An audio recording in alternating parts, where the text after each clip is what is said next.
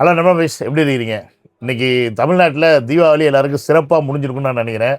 எல்லாம் சிறப்பாக கொண்டாடி இருப்பீங்க. ஏன்னா காலையில் அணுகுண்டுலாம் வெடித்து பயங்கரமாக ரசிச்சுருப்பீங்க. நைட்டில் அப்படியே புஸ்வானம், சங்கு சக்கரம், அப்புறம் மேலே போய் வெடிக்கிற ஃபயர் கிராக்கர்ஸு இதெல்லாம் வெடித்து ரொம்ப சந்தோஷமாக இருந்திருப்பீங்க அப்படின்னு நான் நம்புகிறேன். ஏன்னா திடீர்னு தீபாவளின்னு சொல்கிறீங்கன்னு நினைக்கிறீங்களா?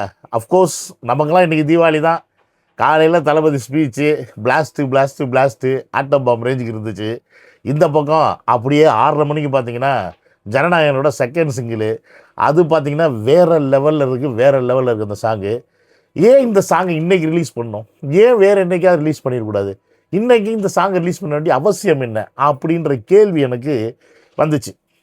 எப்போனா முந்தா நேற்று இந்த நியூஸ்லாம் வரும்போது. ஆனால் இந்த பாட்டு இன்றைக்கி பார்த்தோன்னே ஓகே இன்றைக்கி தான் இந்த பாட்டை ரிலீஸ் பண்ணணும் அப்படின்றது ரொம்ப கிளியராக புரிஞ்சு, அதனால இந்த பாட்டை இன்றைக்கி ஏன் ரிலீஸ் பண்ணியிருக்காங்கன்றத முதல்ல இந்த வீடியோவில் பார்க்க போகிறோம். ஸோ என்னோட சேனல் யாராவது ஃபஸ்ட் டைம் வரீங்க அப்படின்னா சப்ஸ்கிரைப் பண்ணிவிட்டு பெல் பட்டன் ஷேர் பண்ணுங்கள்.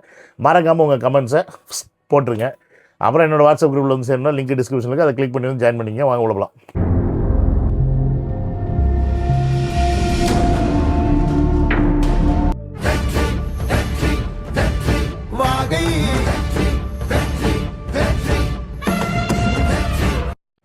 ஸோ ஜனநாயகன் இந்த பாட்டோடைய லாஸ்ட்டாக முடியும் போது இந்த கிரெடிட்ஸ் போடுவாங்க, பேர்லாம் போடுவாங்க. அதில் பார்த்தீங்கன்னு வச்சுங்களேன், டயலாக்ஸ்ன்னு போட்டு தளபதி விஜய்னு போட்டிருக்கோம். எனக்கு தெரிஞ்சு இந்த படத்தில் நிறையா டைலாக்கை தளபதியை யோசித்து வைக்க சொல்லியிருக்காரு அப்படின்னு நான் நினைக்கிறேன். இந்த பாட்டில் கூட எத்தனை வரிகளை வந்து தளபதி அவர்கள் வந்து எதுவும் கெஸ்ட் கொடுத்தாரா இல்லை ரைட்டரே வந்து எழுதினாரான்னு தெரியல. ஆனால் பாட்டு வேறு லெவலு, தரமான சம்பவம், பியூர் பாலிட்டிக்ஸ். பாட்டு வந்து சினிமாக்கான பாடல் கிடையாது, இது வந்து பியூர் பாலிட்டிக்ஸ், தளபதியோட பாலிட்டிக்ஸ். ஒரு மனுஷன் எப்படி உருவாகி வந்திருக்கான், என்ன பண்ணிகிட்டு இருக்கான், யாருக்காக வந்திருக்கான்றது அப்படியே ரொம்ப கிளியராக அந்த பாட்டில் சொல்லியிருக்காங்க. ஸோ இந்த பாட்டு இன்றைக்கி போட்டது தான் சரி, இன்றைக்கி ரிலீஸ் பண்ண தான் சரி. ஏன்னா காலையில் அவர் பேசின பேச்சப்படி அந்த வீடியோவை நீங்கள் அடுத்து பார்ப்பீங்க. ஆனால் இந்த பாட்டோட வரிகளை பார்க்கும்போது நான் சொல்கிற கருத்துக்கள் உங்களுக்கு புரியும். பாட்டு ஆரம்பிக்கும் போதே பார்த்தீங்கன்னா என் நெஞ்சில் குடியிருக்கும் அப்படின்றது தான் வந்து ஆரம்பிக்கிறது. எப்பவுமே தளபதியோடைய அந்த டைலாக்கு ட்ரேட்மார்க் டைலாக்கோட இதான் ஸ்டார்ட் பண்ணுதுன்னு வச்சிங்களேன்.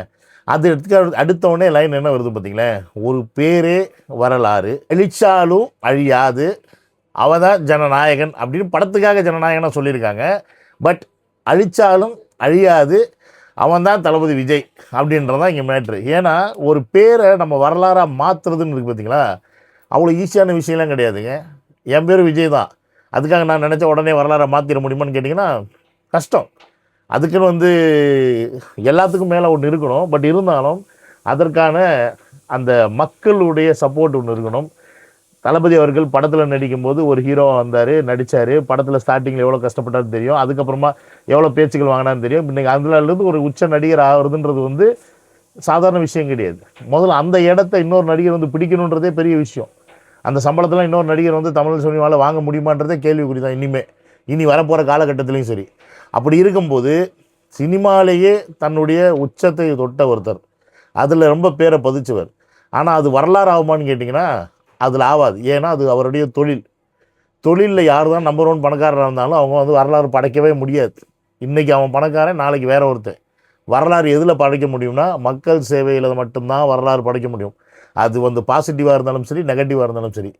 ஸோ மக்கள் சேவையில் வரலாறு படைச்சனால தான் இன்றைக்கி வந்து பழம்பெரும் தலைவர்களை மகாத்மா காந்தியிலேருந்து, அதுக்கப்புறம் பார்த்திங்கன்னா வந்து பெரியார்லேருந்து, காமராஜர்லேருந்து, அண்ணாலேருந்து, சுபாஷ் சந்திரபோஸ்லேருந்து, எம்ஜிஆர்லேருந்து, ஜெயலலிதாலேருந்து, ஏன் திமுக கலைஞரை கூட இப்படி வச்சுக்கோங்களேன். இப்படி ஏன் இவங்கள மட்டும் அடிக்கடி நம்ம பேசிக்கிட்டே இருக்கோம் அப்படின்னா இவங்களாம் மக்கள் சேவைன்னு சொல்லிட்டு வந்தவங்க, புரியுதுங்களா? அப்போ ஒரு மக்கள் சேவையில் யார் வந்து தன்னை ஈடுபடுத்தி உண்மையான மக்கள் சேவைக்கு வந்து செயல்படுறாங்களோ அவங்க வந்து நிரந்தரமான நல்ல வரலாறை படைப்பாங்க. தீய வரலாறு, கெட்ட வரலாறை படைக்கிறவங்க ஒரு காலகட்டத்துக்கு மேலே தீய சக்தியாக மாறிடுவாங்க. ஓகே சரி, இப்போ அப்படி நினச்சோம்னா உடனே வரலாறு படைச்சிட முடியுமா அப்படின்னா அப்படிலாம் கிடையாது. அதுக்கு தான் 2வது வரி, மக்கள் தான் அந்த மாற்றத்தை தரணும் அப்படின்றத அந்த வரையில் வந்து கொடுத்துருக்காங்க. ஆனால் அந்த மக்கள் வந்து எப்போ கொடுப்பாங்க அப்படின்றதான் இங்கே கேள்வி. எத்தனை தலைவர்கள் வந்தாங்க 70 வருஷத்தில் வந்து பார்த்திங்கன்னா ஏடிஎம்கே டிஎம்கே மட்டும்தான் இருந்துச்சு. இந்த 2 கட்சியை தவிர்த்து வேறு எத்தனையோ பேர் உள்ளே வந்தாங்க, நாங்கள் மாற்றத்தை தர்றோம்னு. ஏன் மக்கள் நம்பலை அப்படின்றது தான் இங்கே நம்ம பார்க்க வேண்டிய விஷயம், புரியுதுங்களா இல்லையா? விஜயகாந்த் அவர்கள் வந்தாங்க, முதல் வாய்ப்பில் ஜெயிக்கல, அதுக்கப்புறம் உடம்பு சரியில்லாமல் போயிட்டார். அப்புறம் இப்போ பார்த்தீங்கன்னா நாய் டம்ளர் ப்ரூஸ் வந்து கத்திட்டு கிடந்தான். அதற்கு முன்னாடி அதுக்கப்புறம் பார்த்தீங்கன்னா கமலஹாசன் வந்தாப்புல. இது மாதிரி ஏகப்பட்ட பேர் வந்தாங்க. ஆனால் மக்கள் ஏன் அவங்களுக்கு அந்த இடத்த கொடுக்கல? இன்றைக்கி தளபதிக்கு கொடுக்கக்கூடிய ஒரு இடத்தை மக்கள் ஏன் அங்கே கொடுக்கல அப்படின்றத நம்ம யோசிக்கணும்.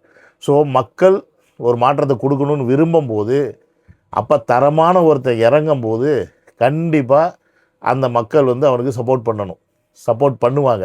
அதை தான் நம்ம இப்போ ரியல் லைஃப்பில் பார்த்துக்கிட்டு இருக்கோம் டிவிகேக்கு. அதாவது இந்த 3வது லைன் பார்த்தீங்களா, உன் பேரை கேட்டால் உறைஞ்சே போகும், திரையில் பார்த்தா கரைஞ்சே போகும் அப்படின்னும்போது, உண்மையாலுமே ஒருத்தர் வந்து நம்ம திரையில் பார்த்து, அதாவது வந்து தன் வீட்டு பிள்ளையா, ஏன்னா இப்போ நடிகரை ஏன் தமிழன் கொண்டாடுறான் அப்படின்னா, தன்னுடைய இயக்கத்தையும் தன்னுடைய தாக்கத்தையும் தன்னுடைய துக்கத்தையும் சந்தோஷம் எல்லாத்தையும், கோபம் வெறி எல்லாத்தையும் வந்து ஒரு நடிகர் வந்து பிரதிபலிக்கிறார் அப்படின்ற மாதிரி நம்ம வந்து ஃபீல் பண்ணுறோம்.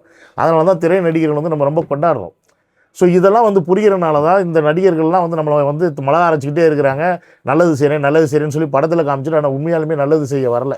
ஆனால் உண்மையாலுமே நல்லது செய்ய வரணும் அப்படின்னா அதற்கு மிகப்பெரிய மன தைரியம் வேணும். அந்த தைரியம் வந்து எல்லா நடிகருக்குமா இருக்குன்னு கேட்டிங்கன்னா கிடையாது. இடையில ஒருத்தர் வந்து கட்சி ஆரம்பிச்சுட்டு போனவரெலாம் நீங்கள் பார்த்துருப்பீங்க, ஞாபகம் இருக்கா? ஆனால் ஒரு ஆள் இறங்கி 2 பேரை எதிர்க்கிறது, 2 ஆளுமே எதிர்க்கிறது, அதுவும் ஆண்டுக்கிட்டு இருக்கிற 2 பேரை எதிர்க்கிறதுன்றது அவ்வளோ சர்வசாதாரணலாம் சொல்லுங்க, சான்ஸே இல்லைங்க, செய்ய மாட்டாங்க, எவனுமே இல்லைங்க. இந்த 75 வருஷத்தில் அப்படி எவனா எதிர்த்து பார்த்துருக்கீங்களா? நீங்கள் பார்த்துருக்கீங்களா? எனக்கு தெரிஞ்சு எங்கள் அப்பா அம்மா பார்த்ததில்ல, தாத்தா பாட்டி பார்த்தது கிடையாது, எவனும் பார்த்துருக்க மாட்டாங்க. ஆனால் இன்றைக்கி இப்படி எதிர்க்கிறாருன்னா அதுதான் அவருடைய பெயர். அந்த பெயர் வந்து மக்கள் மனசில் இருக்குது. அது அதனால தான் அந்த பேரை பார்க்கும்போது நமக்கு வந்து அந்த பேரை கேட்டாவே ஒரு மெஸ்மரைஸ் ஆயிரும். விஜய், தளபதி விஜய் அப்படின்னா மெஸ்மரைஸ் ஆயிரும். ஏன்னா நம்ம அந்த படத்தில் பார்த்து பார்த்து பார்த்து தளபதி விஜய் வந்து அப்படி கொண்டாடி இருக்கோம். அந்த மெஸ்மரைசேஷன் தான் வந்து இன்றைக்கி அந்த அவர் பேரை கேட்டோடனே உறைஞ்சு போகிறதுக்கான காரணம். தூணா நின்னா என் இனமே வாழும், தூரம் போனால் உயிரே போகும் அப்படின்றது வந்து இது வந்து மக்கள் வந்து தளபதிக்காக பாடுற மாதிரி இந்த வரிகளை எழுதியிருக்காங்க. பட் அதுதான் உண்மையுமே கூட. அவர் வந்து இனம் அப்படின்னும் போதே ஒட்டுமொத்த தமிழ் இனத்துக்காக தான் வந்து பேசுகிறாரு. ஏன்னா ஆல்ரெடி அவர் சொல்லியிருக்காரு, இலங்கையில் இருக்கவங்களும் நம்ம ரத்தம் தானே, அவங்களையும் நம்ம பார்த்துக்கணும்ல அப்படின்னு சொல்லியிருக்காரு. அப்போ இன்றைக்கி உலகத்தில் இருக்கக்கூடிய தமிழர்கள் அப்படின்னா 2 தான். ஒன்று தமிழ்நாட்டில் இருந்து புலம்பெயர்ந்து போயிருக்க தமிழர்கள், இன்னொன்று இலங்கையில் இருக்க தமிழர்கள். ஸோ தமிழர்கள்னால் இந்த 2 இடத்துல இருக்கவங்களுக்கு மட்டும்தான் தமிழர்கள். இவங்க தான் வேறு எல்லா நாட்டிலும் போய் தமிழர்களாக இன்றைக்கி வாழ்ந்துக்கிட்டு இருக்காங்க. அப்போ எல்லாத்துக்குமான ஒரு தலைவன், புரியுதுங்களா? இன்றைக்கி இந்த எல்லாருக்கும் பிடிச்ச ஒரு தலைவன் வந்து தமிழ்நாட்டில் இருக்கா அப்படின்னு கேட்டிங்கன்னா கிடையாது.